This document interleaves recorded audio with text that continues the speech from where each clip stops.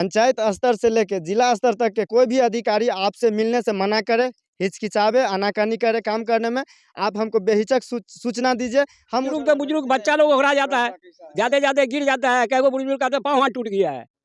आज हम बात कर रहे हैं जो कि एक नाला बना हुआ है और रिचौल गढ़िया मुख्य मार्ग में, जो कि पंडोल ब्लॉक अंतर्गत ये गांव आता है और ये लगभग बताया जा रहा है कि 7 सालों से यही स्थिति में ये पड़ा हुआ है। कैमरामैन थोड़ा सा दिखा देंगे और देख सकते हैं, बात की जाए तो यहाँ पर बहुत सारे लोग यहाँ पर रहते हैं, लेकिन जब बरसात का समय होता है, बारिश का समय होता है, तो इस ओर से लोग आते हैं और यहाँ पर कई बार गिरते हैं, लेकिन यहाँ पर किसी तरह का काम नहीं होता। पिछले 7 सालों से देख रहा हूँ, लेकिन जौ की तौ पड़ी हुई है, लेकिन कोई भी ना तो यहाँ पर प्रशासन आते हैं, ना ही कोई पदाधिकारी आते हैं। मनमर्जी के हिसाब से इस इलाके में और इस क्षेत्र में काम होता है। तो कहीं ना कहीं प्रशासन को भी थोड़ा सोचने की जरूरत है, समझने की जरूरत है और पदाधिकारी इस पर जांच करे और जो भी ठेकेदार है उनसे ये काम लिया जाए। 7 साल हो गया, 7 साल से अभी तो कोई ठेकेदार घूम के नहीं आया, झांकी नहीं मारा, कैगो का पाँव हाथ टूट गया, गाड़ी बैग से एक्सीडेंट हो जाता है, जरा बरसात होता है बैग स्लिप करके गिर जाता है, ठेकेदार से बुझाता है मर गया, ना का हुआ या कोई सरकारी इसका कनेक्शन नहीं कर रहा है, क्या कर रहा है पता नहीं।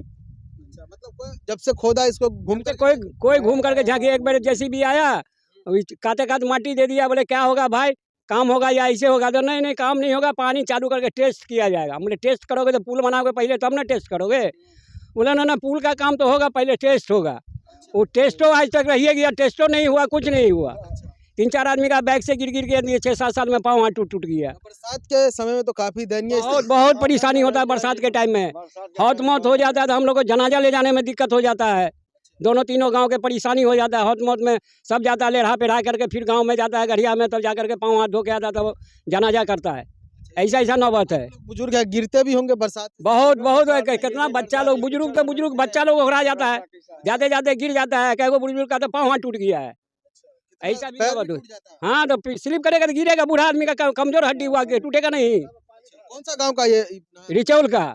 हाँ, रिचौला गढ़िया के बीच में। उस समय से कोई नहीं आता है? हाँ, कोई नहीं आता? नहीं आता, जब से आया नहीं बना खोदा कभी नहीं आया, नहीं आया वो। कितना दिन से यही से पड़ा? बहुत दिन से पड़ा, बहुत दिन से। बहुत दिन से।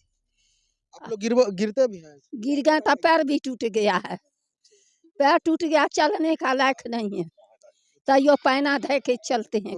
मुझे काफी दुख होता है, लगातार इस तरह से खबर दिखाते रहे, लेकिन कान में रुई डालकर पदाधिकारी की बात की जाए या फिर ठेकेदार की बात की जाए, वो सोए रहते हैं। हो सकता है बड़े बड़े नेता आएंगे, लोकसभा चुनाव या फिर विधानसभा चुनाव का ये ऐसा लग रहा है कि ये मुद्दा बन करके रहेगा और मुझे लगता है कि लोकसभा चुनाव में अब कुछ समय बाकी है, तो ऐसा लगता है कि अब काम भी हो जाएगा। क्या लगता है भाई, काम होगा? सांसद जी के या विधायक जी के अधिकार क्षेत्र में है, सांसद जी क्या कर रहे हैं यहाँ पर सो तो सांसद जी जानते हैं। अगर ये कोसी प्रोजेक्ट का अगर मामला है तो कोसी प्रोजेक्ट का ऑफिसर यहाँ मधुबनी में सोया हुआ है, मुफ्त में सरकार का वेतन लेता है। अगर परियोजना सांसद विधायक अगर इस पर ध्यान नहीं देता है तो यहाँ का विधानसभा में विधायक और सांसद जो है सारी ये दोषी है यहाँ पे। और कोसी प्रोजेक्ट का जो ऑफिसर है, जिसके अधिकार क्षेत्र में ये ठेकेदार आता है, उसको ब्लैक लिस्टेड किया गया है या नहीं किया गया है, या उसको फंडिंग दिया गया है या नहीं दिया गया है, वो तो अभी तक जांच नहीं किया होगा। खोदने का सिर्फ फंडिंग रहा होगा तब। और इसके बाद ही अगर इसका वरीय पदाधिकारी डीएम साहब होते हैं मधुबनी जिला में, उसका निगरानी अधिकारी, तो उनकी 100% लापरवाही की वजह से ये दशा है। और इसमें ये 4-5 व्यक्ति ऐसे हैं जो प्रतिनिधि हैं और प्रशासनिक अधिकारी हैं, जिसके अधिकार क्षेत्र में ठेकेदार चुनने का पावर दिया है और वित्तीय फंडिंग दिया हुआ है। ये विधायक, सांसद यहाँ का और साथ में कोसी प्रोजेक्ट का जो ऑफिसर है और इसके बाद डीएम, ये 4 मुख्य अधिकारी इसमें दोषी पाया जाता है। 7 साल से इसी तरह से ये सड़क। तो ये तो यहाँ का डीएम साहब जो आएंगे तो 4 व्हीलर से आएंगे, तो वो तो एसी गाड़ी में घूमेंगे, इनको क्या दिक्कत होगा इनमें। सांसद जी जो गुजरेंगे तो उनको तो कोई चिंता नहीं है, क्योंकि वो हवाई जहाज से गुजरते हैं, एनएच पर गुजरते हैं, इन सड़क पर कहाँ आते हैं कभी। आते हैं, सांसद जी भी आते हैं। तो इलेक्शन में वोट लेने के लिए आएंगे ना, क्योंकि उनका राजा जो बैठे हैं दिल्ली में, राज्य में विधायक जी का जो राजा बैठा है, तो उनके लिए वोट मांगने के लिए आता है ना। यहाँ क्षेत्र के जनता के लिए क्यों घूमने के लिए आएंगे। सबसे बड़ा तो अपराधी वो लोग हैं जो वोट लेके जाते हैं और जनता को कैसे बोल रहे हैं, उनको अपराधी नेता हो कैसे? अगर वोट लेके गया है, 5 साल का भविष्य निर्माता होता है, भविष्य निर्माण में अगर भाग्य विधाता के जगह विनाश विधाता हो गया, वो अपने पद तक गरिमा तक सीमित रहता है, विकास नहीं होगा, तो आम पब्लिक उसको क्या कहेगा, सो बताइए। हो सकता है यहाँ के लोग ब्लॉक में या फिर पदाधिकारी के पास आवेदन नहीं दिए होंगे काम के बाद।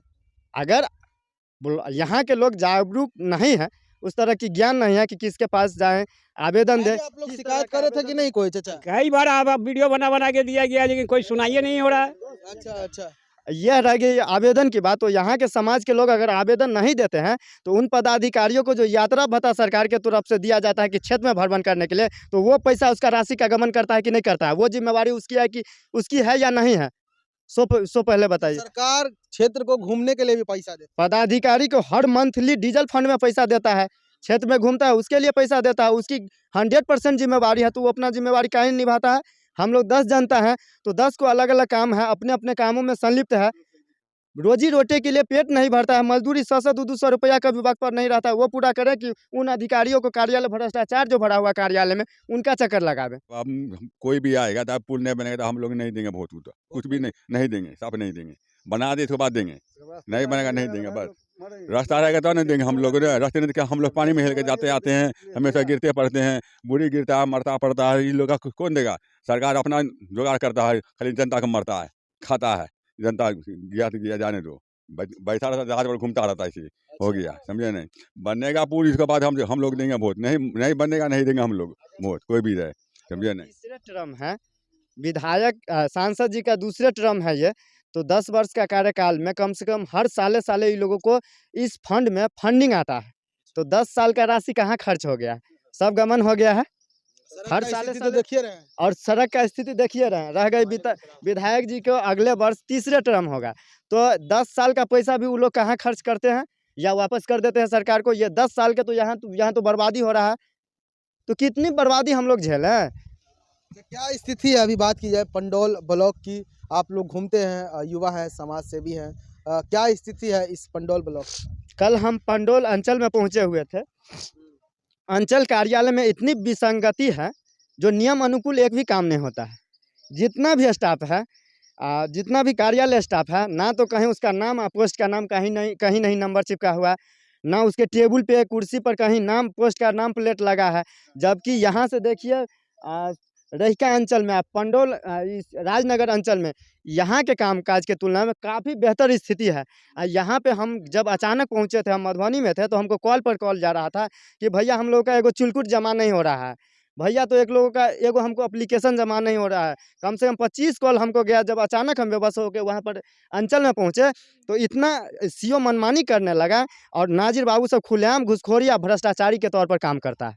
यहाँ पर 15 लोग हैं। सीधा आपका आरोप आरोप है, सिद्ध कर देंगे। भ्रष्टाचारी नहीं है तो क्या है। मान लीजिए 15 लोग तरस रहा, ना तो उसको बैठने का जगह है अंचल कार्यालय में, ना किसी को कोई बताने का जगह है। इस क्षेत्र में हम सैकड़ों आदमी से मिले हैं, सैकड़ों लोग इससे असंतुष्ट है, इससे कामकाज से। तो ये आम पब्लिक के साथ अन्याय नहीं हो रहा है तो क्या न्याय हो रहा है? सामाजिक अन्याय हो रहा है कि नहीं हो रहा है? जो व्यक्ति अपना काम का छोड़ के, मजदूरी छोड़ के एगो आवेदन लेके अंचल में जाएगा, अब वहाँ का उसका गार्ड है चपरासी है, वो भी अंग्रेज अधिकारी की तरह धौस दिखाता है, सही रास्ता नहीं दिखाता है, तो यहाँ का आम पब्लिक किस बल पर जाए सहारा मांगने के लिए?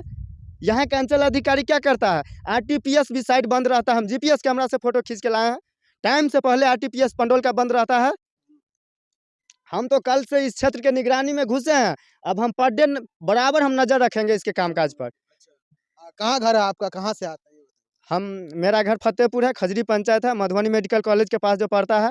इससे पहले हम कई समस्या पर आपके साथ आ चुके हैं, और हमारा काम है कि सामाजिक सुधार करना। अच्छा, मतलब समाज में जो भी दिक्कत है वो सब देखना, वही काम है। और उसको जो है पैसा भी लेते हैं देखने का? आप जांच कर लीजिए, कहीं हमको कोई 1 रुपया का आरोप लगा है।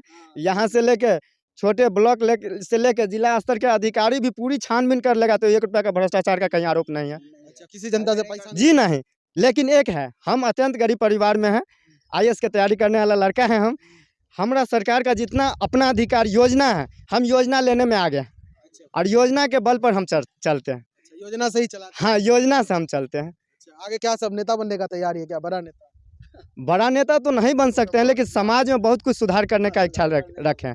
देख सकते हैं, क्या नाम है आपका? मिथिलेश कुमार पासवान। पंचायत स्तर से लेके जिला स्तर तक के कोई भी अधिकारी आपसे मिलने से मना करे, हिचकिचावे, आनाकानी करे काम करने में, आप हमको बेहिचक सूचना दीजिए, हम उन अधिकारी को पहले लाइन पर लेते हैं। चाहे पंचायत का हो, प्रखंड का हो, अनुमंडल का हो या जिला का है, अगर कोई अंग्रेज अधिकारी एसडीएम लेवल का भी मानसिक तनाव दिखाता है तो हम उनके कार्यालय में पहुंच के उनको काम करवाने के लिए हम डट के खड़े रहते हैं। हम उनका डंडा खाने के लिए भी तैयार रहते हैं। हमें कहीं डर नहीं है।